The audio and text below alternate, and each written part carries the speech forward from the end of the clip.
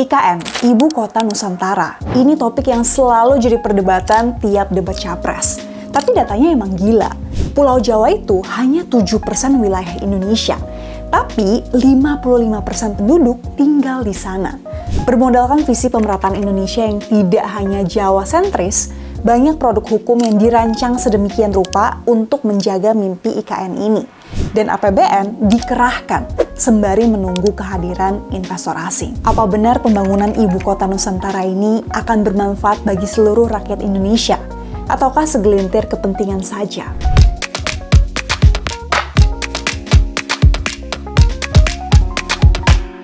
Hai, kabar baik di sini. Semoga di sana juga ya. Masih dalam series Bongkar Fakta, kali ini aku mau bahas IKN. Topik yang emang kontroversial since day one. Jujur butuh waktu riset yang cukup lama ya untuk berani bikin video ini. Sampai aku tuh sempetin untuk visit juga ke IKN, ngelihat langsung progres pembangunan di sana, dan juga ngobrol dengan penduduk setempat. Karena isu IKN ini tuh kompleks banget, dan aku mau coba untuk kupas sekomprehensif mungkin. Mari kita mulai dari kenapa gagasan IKN ini muncul. Sebenarnya ini bukan ide baru ya, karena Presiden Soekarno yang pertama kali mencetuskan pemindahan ibu kota ke Palangkaraya di tahun 1957. Pulau Kalimantan juga karena lokasinya tuh di tengah Indonesia dan wilayahnya luas. Kemudian di tahun 1990-an, Presiden Soeharto pun pernah mewacanakan untuk pemindahan pusat pemerintahan ke Jonggol, Jawa Barat. Sebelum akhirnya pemindahan ibu kota ke Sepaku, Penajam Utara, Kalimantan Timur ini benar-benar direalisasikan oleh Presiden Jokowi lewat RPJMN 2019-2024 di April 2019 dan pengesahan UU nomor 3 tahun 2022 tentang IKN. Mungkin banyak dari kita yang bertanya-tanya, termasuk aku juga sih, kenapa harus sekarang? Bukannya kita baru recover dari COVID? Bukannya ekonomi dunia lagi nggak baik-baik aja dan perang ada di mana-mana? Bukannya kita punya masalah lain yang lebih urgent? Ada beragam alasan untuk mendukung proyek IKN ini. Dari semangat pemerataan dan pertumbuhan agar nggak hanya Jawa sentris, hingga kondisi Jakarta yang semakin mengkhawatirkan. Karena 50% wilayah Jakarta itu tingkat keamanan banjirnya kurang dari 10 tahun, versus idealnya itu 50 tahun. Dan 25% wilayah Jakarta diprediksi bakal tenggelam di 2050. Sampai ya, Presiden US Joe Biden aja menjuluki Jakarta sebagai the sinking city. Jakarta juga salah satu kota terpadat dan termacet di dunia dengan transportasi umum yang belum memadai, yang mengakibatkan tingginya polusi udara. Dan 61% dari air sungai di Jakarta itu juga tercemar berat banget. Kita udah baca lah di mana-mana tentang ini. Tapi dari beberapa kali ngobrol dengan orang dalam, intinya tuh dari dulu data-data dan kondisinya tuh udah mendukung untuk pemindahan ibu kota. Tapi kenapa harus dilakukan sekarang, Kak? Karena kalau bukan kita alias pemerintah kita ya, dan sekarang mau nunggu pemerintah siapa dan kapan lagi? Ambisi besar ini harus dimulai, mumpung kita punya pemerintah yang berani ambil risiko dengan matang. Terus kenapa harus Kalimantan Timur? Nun jauh di Penajam Utara pula. Pertama, karena Kalimantan itu lokasinya di tengah-tengah Indonesia dan minim dari bencana alam. Yang kedua, karena kependudukan itu paling nggak merata di Pulau Kalimantan. Jawa itu ya cuma 7% wilayah Indonesia, tapi 55% penduduk tinggal di sana, dan alhasil menyumbang 56% ekonomi negara. Sedangkan Kalimantan itu 29% Indonesia secara wilayah, terbesar secara luas, tapi cuma 4% loh populasi yang tinggal di situ, dan cuma berkontribusi 8% ke ekonomi Indonesia. Kalau ini adalah keputusan politik, pemerintah seharusnya milih daerah yang lebih padat penduduknya, seperti Pulau Sumatera atau at least Sulawesi lah, biar ngefek ke jumlah suara di pemilihan umum yang berikutnya. Tapi we'll see ya. Dan alasan yang ketiga, karena Kalimantan Timur itu tuh dekat dengan dua kota termaju dan terpadat di Pulau Kalimantan, yaitu Balikpapan dan Samarinda, yang bakal mendukung efisiensi infrastruktur di awal. Ini juga alasan kenapa bukan di Kalimantan Selatan, yang sebenarnya lebih strategis ya kalau kita lihat posisinya di peta. Kalau gitu, kenapa nggak sekalian upgrade Balikpapan atau Samarinda jadi ibu kota aja, Kak?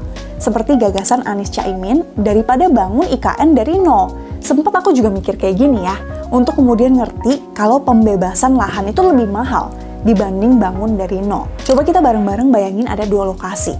Daerah A udah ditinggali 50% penduduk, dan daerah B itu masih hutan. Menurut Grand Design, pengennya tuh sebelah istana ada gedung C. Tapi ada penduduk, jadi negara tuh harus beli dari penduduk itu dengan harga yang nggak murah dan proses yang nggak cepat. Sedangkan daerah B, hutan yang masih dikuasai 100%, tentu lebih mudah tata kotanya. Walaupun infrastruktur dan jalur transportasi barang di awal bakal lebih susah. Tapi mending anggarannya untuk belanja modal kan daripada pembebasan lahan. Ya tapi sih hopefully nggak terlalu banyak yang dikorupsi ya dari proyek IKN ini. By the way, semua yang aku bahas di video ini itu juga pertanyaan pribadiku juga ya. Yang aku tanyakan langsung ke orang-orang yang terlibat dalam pembangunan IKN. Proyek ini udah jalan dan dilindungi UU anyway, jadi nggak bisa dibatalkan. So aku milih untuk mencoba memahami konteks, mengawal prosesnya, dan share perspektif aku buat bahan berpikir kita bareng-bareng. Tapi proyek IKN ini emang penuh dengan pro dan kontra.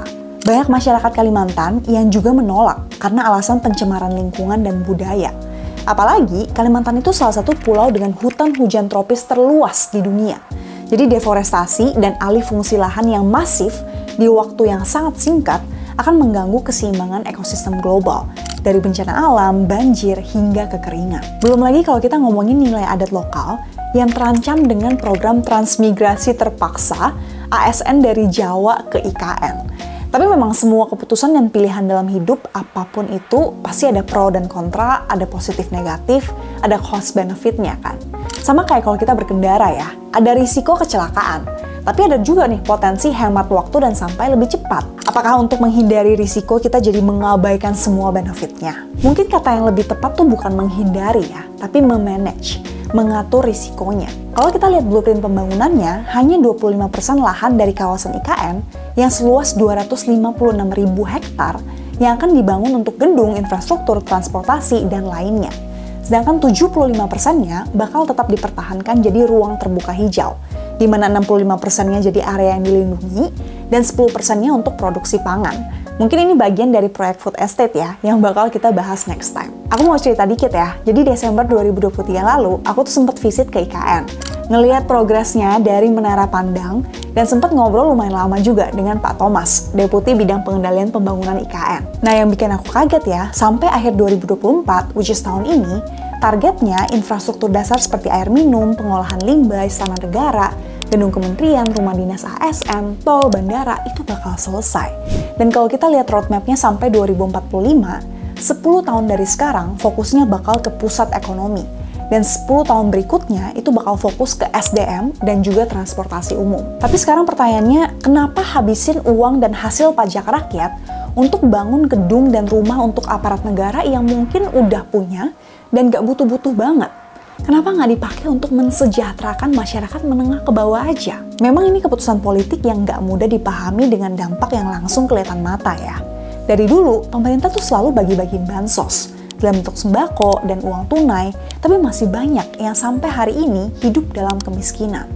Apakah kita harus mengalokasikan 50% dari APBN untuk bansos semua biar rakyatnya sejahtera?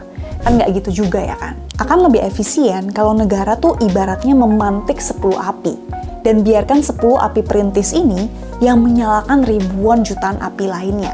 Contohnya, insentif pajak dan kelonggaran untuk dunia usaha untuk membantu pengusaha ini memperluas usahanya, mempekerjakan lebih banyak orang, dan mensejahterakan lebih banyak keluarga. Tapi aku juga ngerti, pengusaha kalau nggak ada kejelasan profit dan returnnya, ya nggak bakal mau investasi atau keluar uang lah. Make sense kan?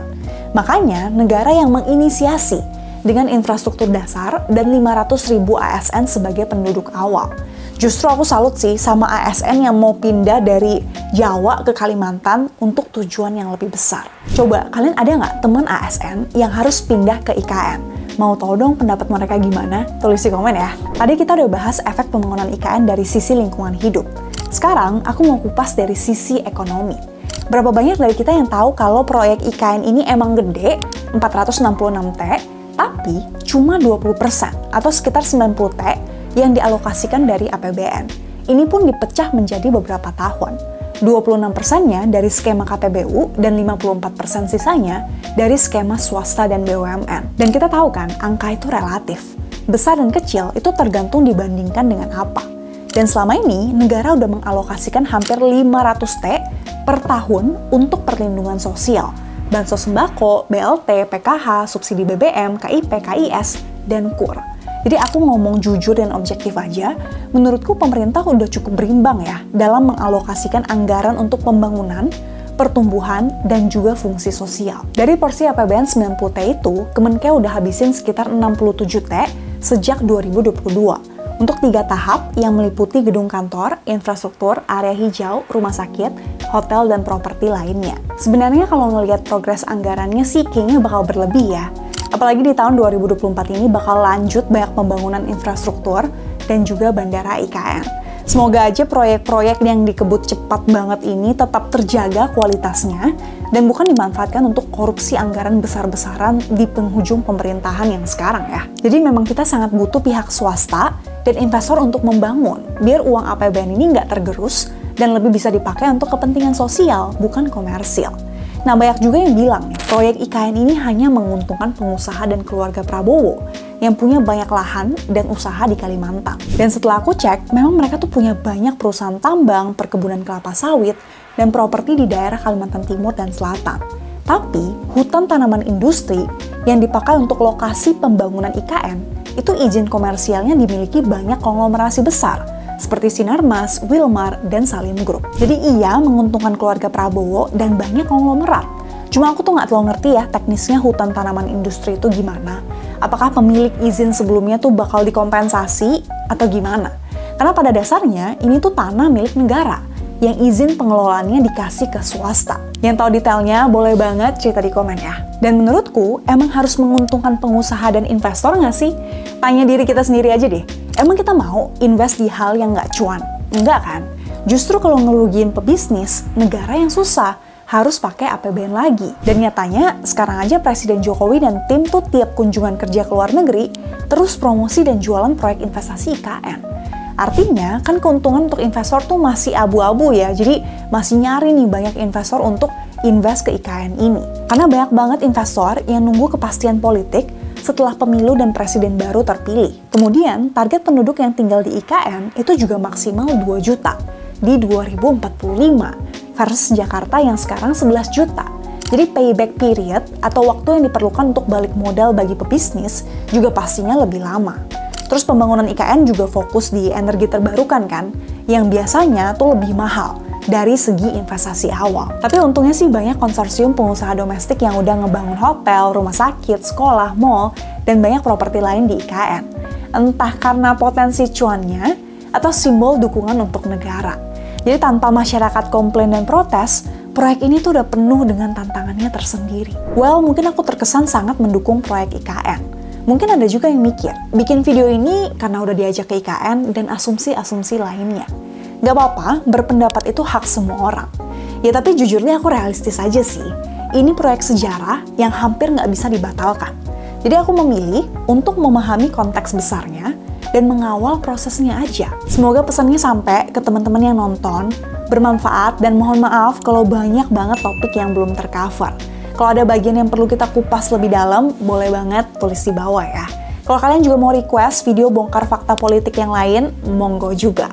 Kalau kalian sendiri support atau against IKN nih? Yuk diskusi di komen ya. Thank you for watching till the end, see you di video lain, dan bye-bye!